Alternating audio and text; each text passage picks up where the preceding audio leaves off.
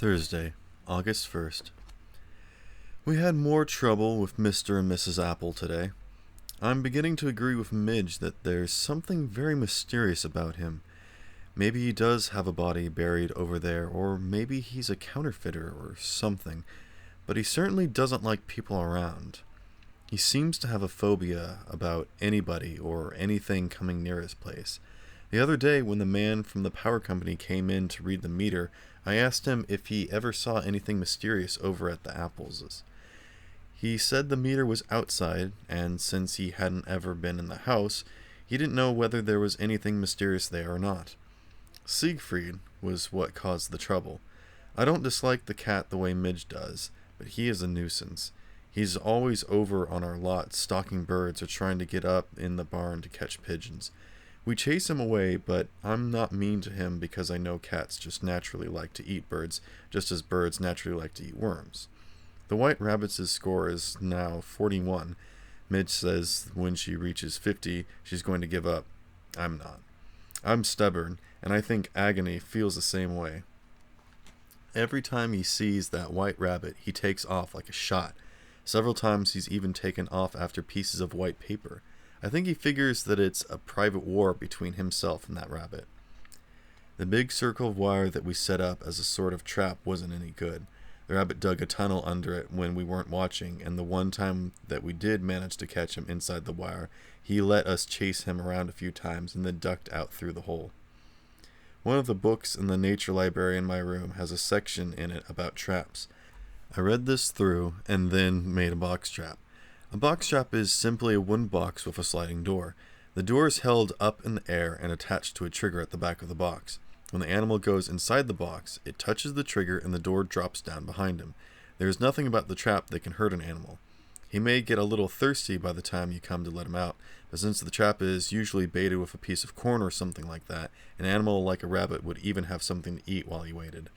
I finished the trap yesterday and set it near the rabbit pen, thinking that maybe Jebediah might come over now and then to visit Matilda.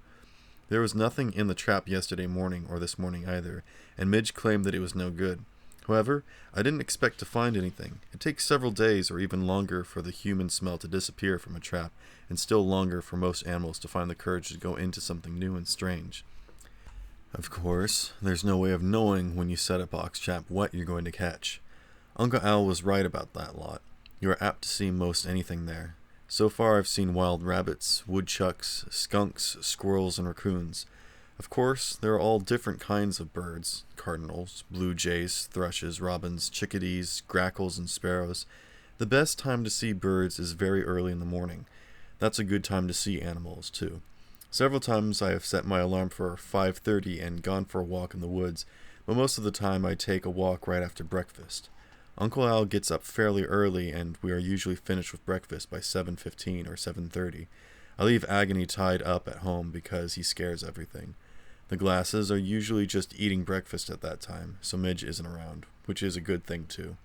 She's always in too much of a hurry. You have to be very slow and quiet and patient to see wild animals.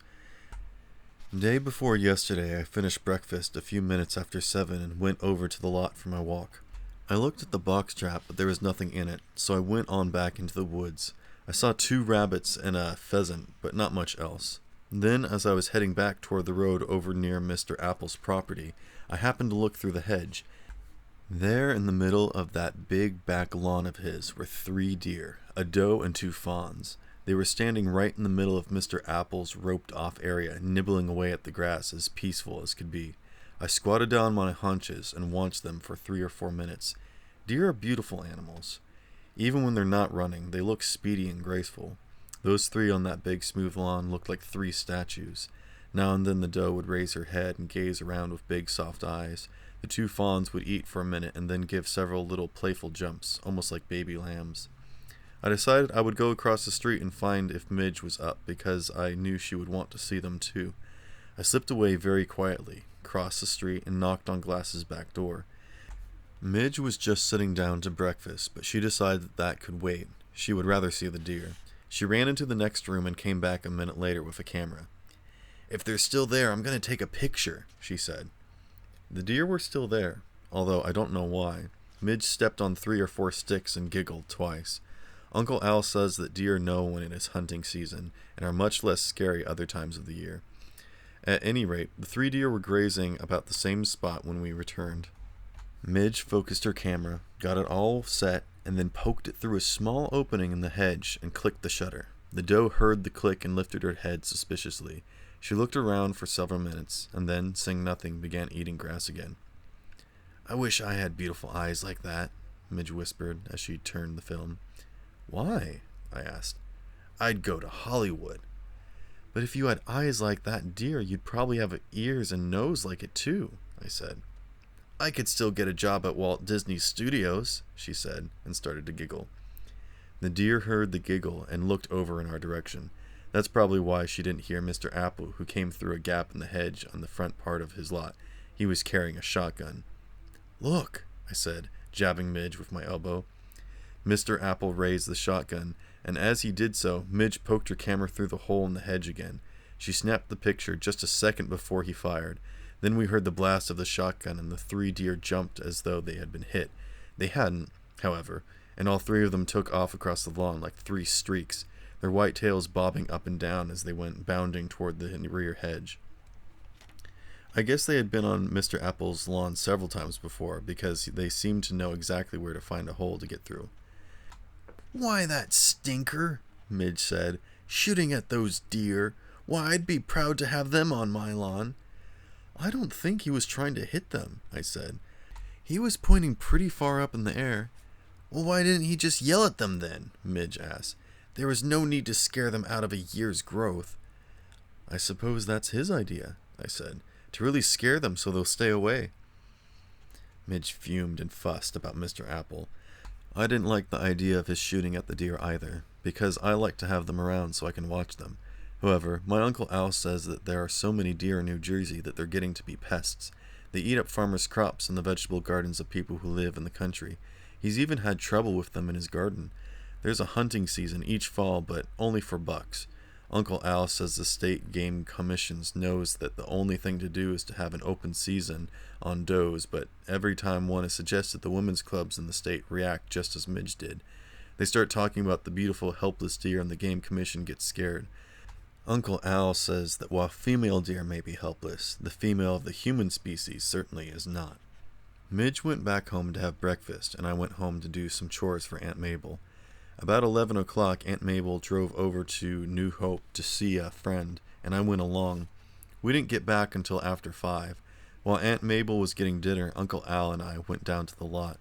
Midge had said something about going to Trenton, and I didn't know whether she had fed the rabbit or not. As we approached the lot, I heard voices, but I didn't think anything about it because there were people living on both sides and across the street.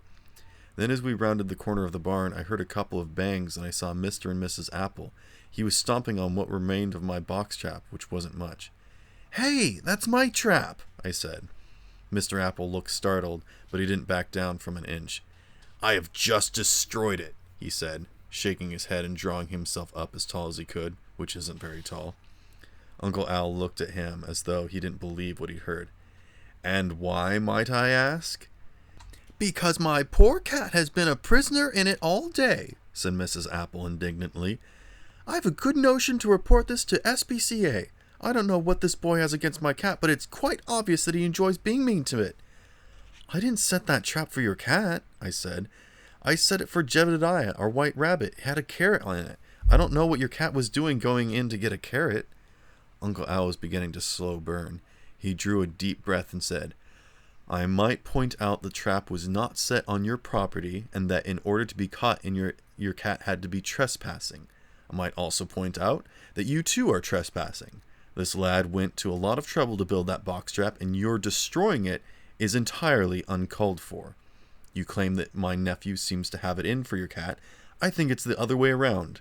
You seem to have it in for him." "I have nothing against your nephew," said Mr. Apple, "or against this little girl here." I turned around, and there stood Midge. When she had appeared, I don't know, but naturally she wasn't going to miss a good fight. "These 2 children have created a public nuisance here on this lot," Mr. Apple continued. "From the minute that sign was painted on the end of the barn, we have not had a moment's privacy. Half the day that dog is letting out unearthly sounds, and he seems to spend half his time chasing a white rabbit back and forth across my place with these two children yelling encouragement. There is always some sort of chaos going on. The road has blocked by strange contraptions, and crowds have gathered because of some silly report about oil. People have parked in my driveway, tramped across my lawn, honked their horns in front of our door, and generally made our life miserable. The other night, we had to do without power for several hours, and I understand that this young man was indirectly responsible. We moved to the country for some privacy, Mr. Harris, and until your nephew appeared, we enjoyed it. I like peace and quiet myself, Uncle Al said slowly. I appreciate your desire for privacy. However, I don't think my nephew has trespassed on your property. Have you, Hank? I haven't set foot on the place, I said, and neither has Midge. It is quite possible that that dog has run across your property several times, just as your cat has killed our birds, Uncle Al said. As for other people tramping across your lawn or parking in your driveway, I'm sorry, but that is not my nephew's fault or responsibility. He didn't invite them here. While you have a right to your privacy, he has a right to the normal pursuits of a boy his age. If he wants to yell and chase a white rabbit, then as far as I'm concerned, he can. He's on his own property here, and he can yell his head off for all of me. In the future, stay off this property and don't do anything like smashing that box trap again, or I'll take you to court. I would be very happy to be taken to the court on the subject of the box trap, Mr. Apple said. In case you haven't read the game laws, you might be interested to know that trapping rabbits is illegal in this state. I intend to make a report to the game warden that your nephew has been attempting to do that. I wasn't trying to trap wild rabbits. I was trying to trap a white rabbit that belongs to Midge. Trapping is trapping, said Mr. Apple. You go right ahead and tell the game warden, Uncle Al said. I think he'll accept the boy's explanation. If the game warden comes to see me, I'm going to tell him about your shooting at those deer this morning, I said. Midge started laughing. And I took a picture that will prove it. What's that? Uncle Al asked. There were 3 deer out on his back lawn, I said. He came out with a shotgun and shot at them. I was simply scaring them off the place, said Mr. Apple. The game warden might doubt that, Uncle Al said, grinning. In case you're interested, the usual fine for shooting deer out of season is at least $100. Now, I'm not an informer, and I don't want to get my neighbors in trouble, but if you want to be mean, I can be just as mean. I suggest that we call this a draw. You go on home and mind your business, and we'll mind ours. Uncle Al sputtered and fumed all the way home. I don't enjoy a fight like that, he said. I'd much rather have unpleasant relationships with my neighbors, but there's something wrong with that man. His conduct isn't normal. Midge says he's got bodies buried in his backyard, Uncle Al chuckled. Maybe he really has struck oil, and he's trying to keep it a secret.